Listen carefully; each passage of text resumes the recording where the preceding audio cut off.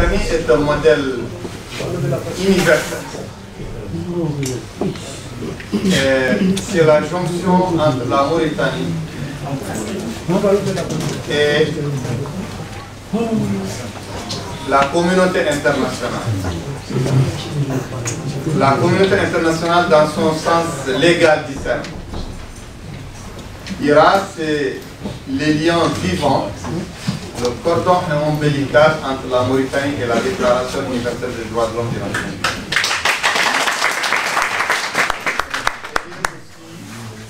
L'organisation qui a qui offert et créé par son sacrifice la réactivité des autorités mauritaniennes face aux normes internationales des droits de l'homme et les autres normes qui représentent la légalité internationale. C'est pourquoi l'Irak ne dérogera pas du droit international.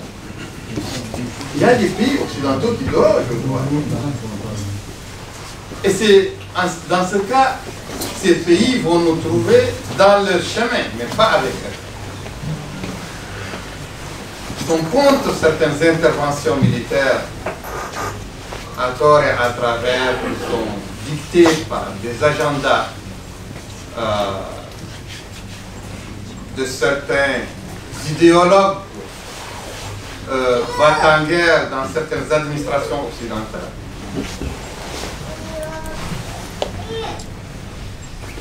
Mais nous considérons que l'Occident est bel et bien en avance sur les autres régions du monde, sur le plan du respect de la dignité humaine, du respect dans le domaine, dans tous les compartiments liés aux libertés et aux droits dans le monde. Et il est vrai que moi-même, et certainement beaucoup de gens de l'Irak déplorent l'aversion de certains groupes ou communautés d'esprit, communautés idéologiques en Afrique et dans le monde arabo-musulman, qui tournent le dos au modèle démocratique et au droit international en le taxant d'être un droit une colonisation culturelle ou juridique occidentale.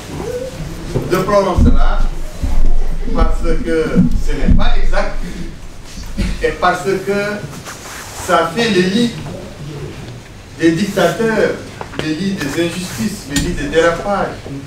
C'est pourquoi je suis très éclairé quand je vois beaucoup d'intellectuels africains soutenir Ali Bongo dans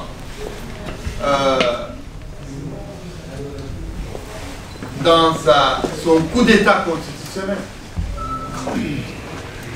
Soutenir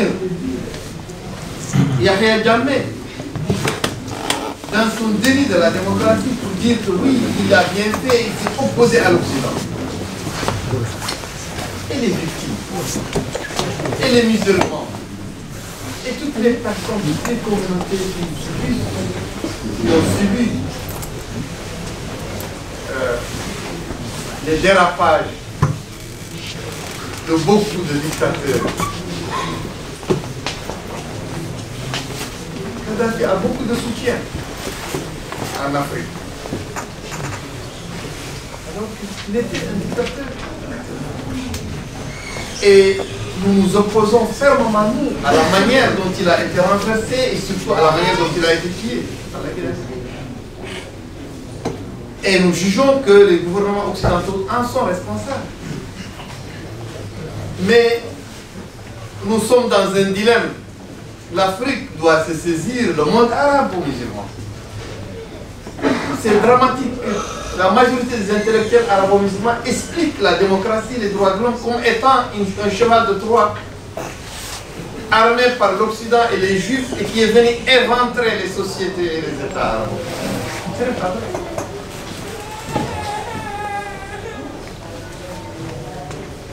Bon, je pense que je sois chef d'État ou non,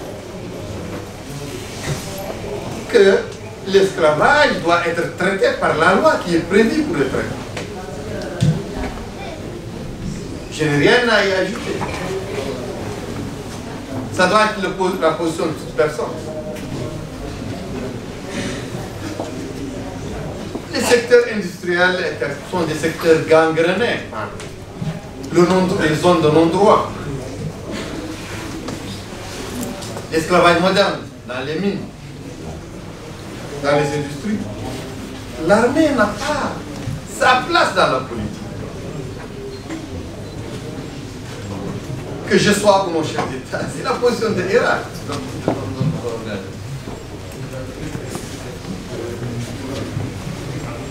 Pour Dembandia et revenir à Inal,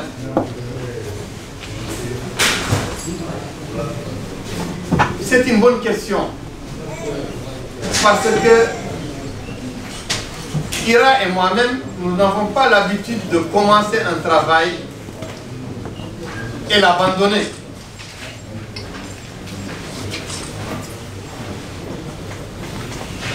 Et on n'a pas abandonné Inal, mais on a semblé l'abandonner. Pourquoi? C'est une question que tu as bien fait de poser. La première fois, on a appelé à aller à Inal.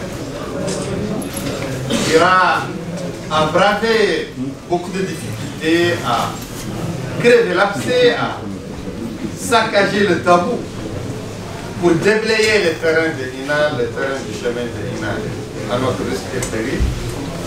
Et Inal n'est pas étranger à mon incarcération après l'incinération des livres esclavagistes. Vincent, parce que les questions qui m'ont été posées durant ma détention secrète de moi, ces questions ont gravité plus autour de Inal qu'autour des livres.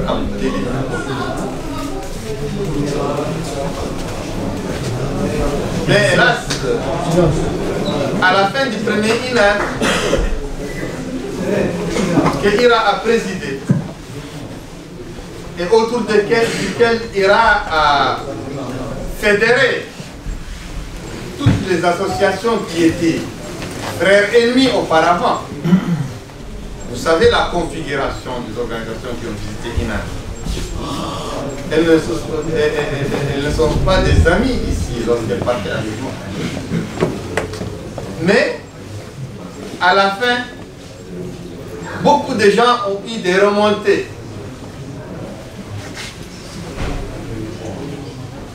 Beaucoup d'organisations et de personnes ont eu des remontées. On pensait que Hardner Raider.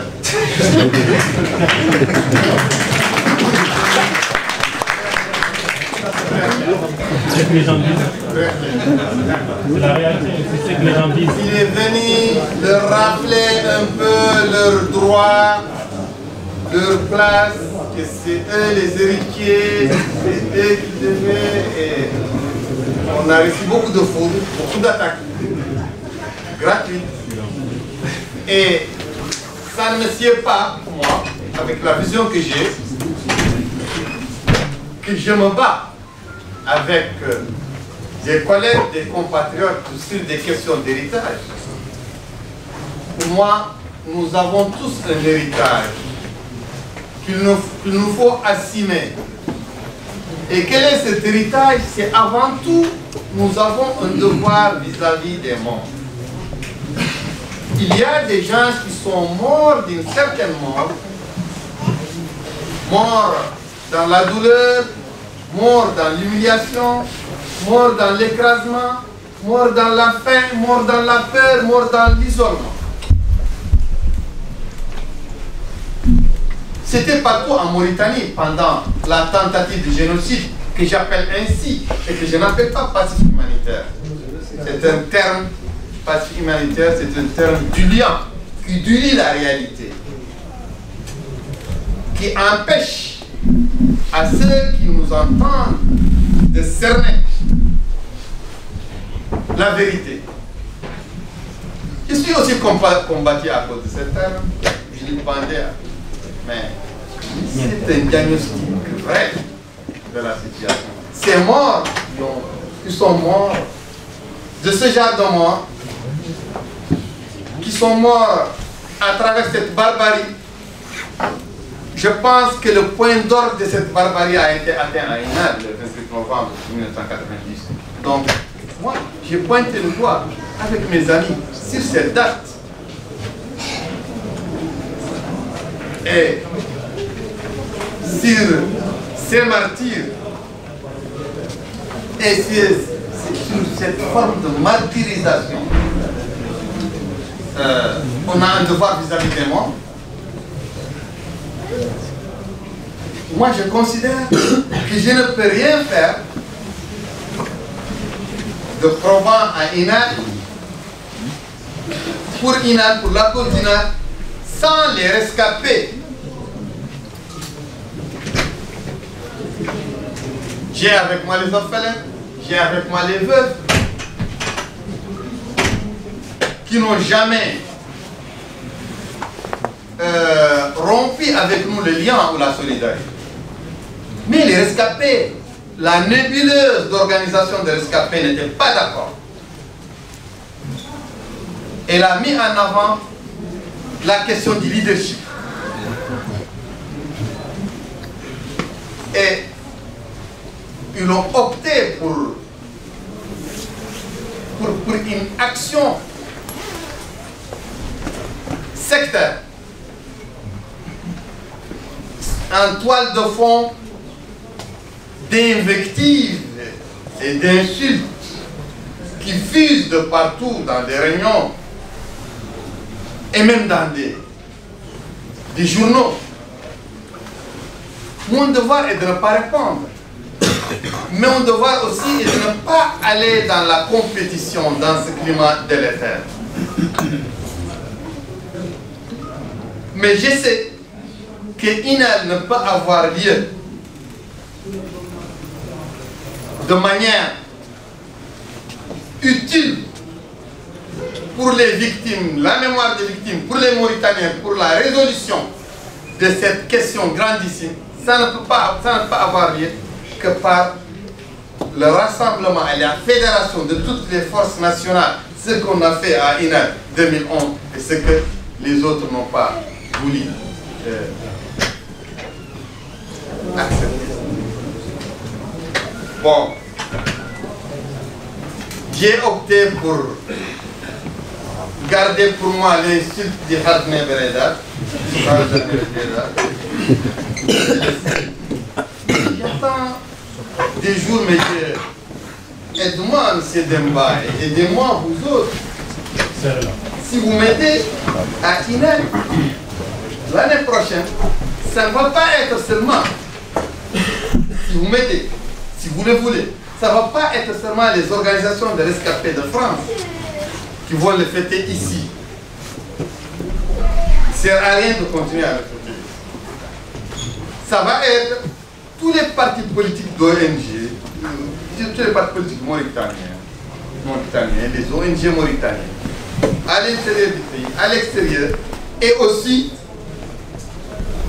le réseau Irak, il y a Italie dont le président est là, il y a Poudjara, il y a Irak-France dont le président est Jean-Marc, ici, il y a Irak-Allemagne, il y a Irak-Suisse, il y a Irak-Belgique, il y a Irak partout, tous les réseaux, il y a USA. Et il y aura aussi des grandes organisations internationales crédibles comme Amnesty International, la FIDH et beaucoup d'autres. Et je ne peux pas énumérer ici. Il y aura même des députés de parlement, des organisations africaines que je pourrais amener. Mais il faut qu'on soit dans un climat de sérénité, de fraternité, un climat où il y a une volonté commune, sans arrière-pensée, sans sectarisme, sans rancœur, sans privilégier aussi la question du leadership. Bon, je suis ouvert à toute communication pour qu'on puisse commencer dès à présent la préparation de Nina le véritable, qui engage tout le monde, toute la communauté internationale, toute la communauté africaine.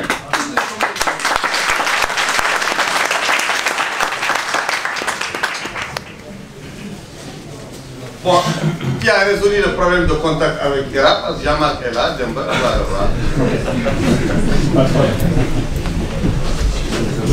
bon, il y a un terme que tu as dit, tous les Mauritaniens noirs opprimés doivent s'unir.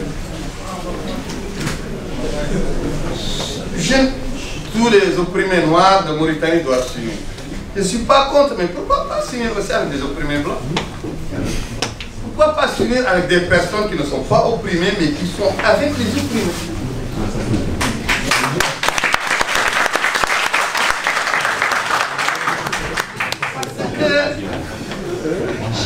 Le pouvoir aime bien ce genre de mots qui ne sont pas bien profonds et approfondis, qui sont tirés par les cheveux. Nous les Noirs, le gouvernement va souligner cette phrase, voilà, vous les Blancs, venez soutenir Aziz.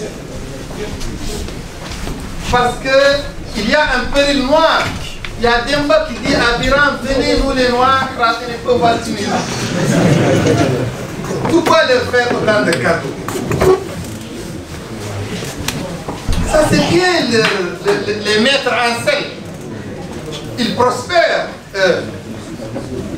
sur ce genre de propos, sur ce genre de discours.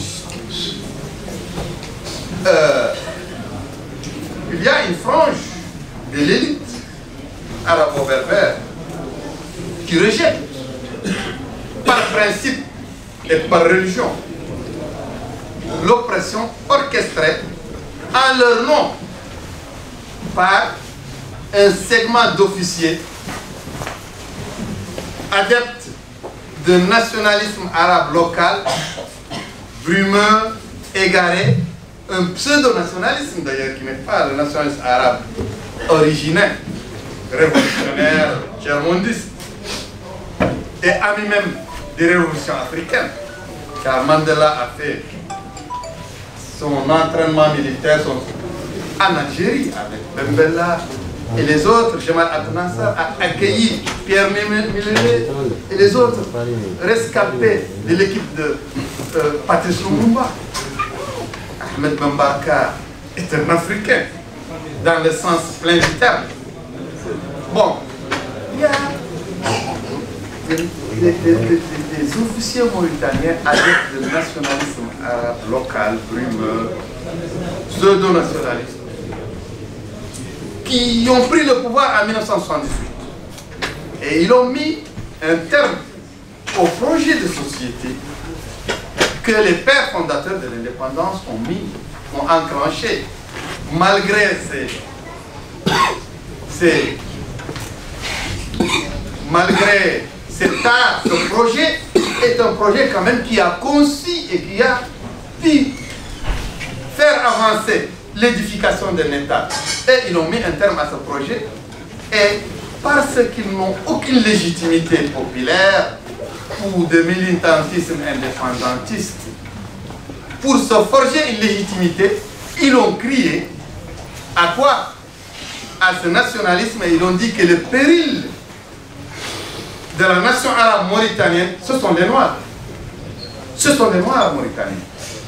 Et c'est avec ça qu'ils ont essayé de tirer la couverture de leur côté et d'insuffler à la communauté arabo-berbère un faux péril noir, un péril pêle, ce qui a présidé à la tentative de génocide qui a émaillé plusieurs années de la vie des Mauritaniens entre 1986 et 1992, avec tout le lot de crimes et le lot d'atrocités, le lot de divisions et de fossés creusés entre les Mauritaniens. Maintenant, cette carte commence à être de plus en plus usée, et c'est pourquoi Ould Abdelaziz et ceux qui l'accompagnent écrivent maintenant au péril Haratim. Maintenant, c'est les Haratim les périls.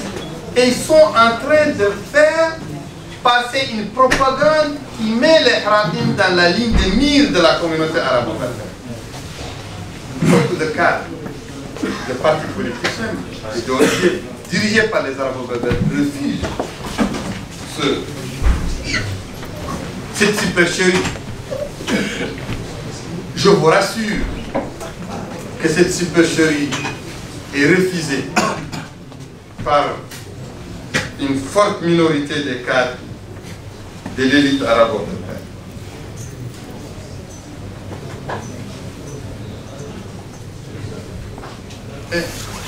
Qu'est-ce qui fait la différence, a dit Cheikh Juan, entre moi et Boubacar? Je suis Biram, il est Boubacar.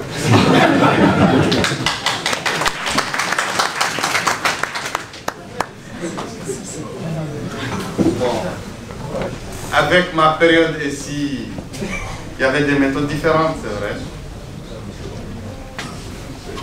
Parce que je suis sorti de SOS Club pour, avec mes amis, créer IRA. À SOS Club, ce sont des personnes respectables, assez dignes, assez modestes, qui pensent que le changement, même s'il se fait à petits pas, c'est quand même, pour eux, c'est toujours un changement important, quelque chose d'important. Pour moi, je suis plus impatient. Et l'ambition pour le changement chez moi est beaucoup plus forte. Et pour eux, il faut attendre qu'un esclave vienne se plaindre pour l'épauler. Pour moi, je dis non. Il faut aller à la rencontre de l'esclave. Il faut aller le chercher, le dénicher. Il faut tout faire, sauf faire le travail de la police à la place de la police. Et pour moi, il faut créer un mouvement de droit civique. Donc, il faut que la lutte contre l'esclavage et pour les droits de l'homme soit à la charge de masse populaire, mais pas d'une petite élite au sein de l'Irak, qui sont des personnes sobres, des personnes intègres, mais qui réagissent seulement par voie de presse. Ils dénoncent l'esclavage par voie de presse. Mais nous, on veut dénoncer par manifestation populaire monstre, par des sittings, par des désobéissances civiles. Là aussi, c'est une différence. L'autre différence, c'est que Boubacar ne veut pas se mettre sur le dos l'église esclavagiste musulmane mauritanienne. Et moi, je pense que la racine du mal, c'est l'église qui légitime, sacralise l'esclavage et qui dompte les esprits et qui les fait résigner à l'esclavage, autant les maîtres que les esclaves. Ils sont doublement victimes du travail de manipulation des textes religieux de cette élite religieuse qui est l'actionnaire principal dans l'institution esclavagiste, dans l'esclavage, dans l'économie esclavagiste et dans le travail esclavagiste. Bon, Boubacar n'est pas d'accord, il dit qu'il faut, que c'est dangereux. Pour moi, il faut braver ce danger. Et aussi, Boubacar, c'est quelqu'un qui n'a pas seulement fondé SOS Club en 1991, il est aussi parmi les dirigeants du mouvement Al-Har, qui est né en 1968. Mais il est aussi parmi les dirigeants du parti des Kadhi, le premier parti qui a parlé et lutté contre l'esclavage en Mauritanie pendant les années 60 et 60. Bon, il a des alliés, il a des relations. Et ces relations ne lui permettent pas aussi de faire un lobbying international intense contre la Mauritanie, contre l'État mauritanien. Il y a plusieurs paramètres qu'il voudrait respecter, qu'il respecte d'ailleurs, mais aussi l'essor des moyens de communication m'a aidé moi, avec aider l'Irak, avec aussi les tempéraments qui ne sont pas les mêmes. Où est la balade? Ah, on ne peut pas. Ça va, ça va. Oui,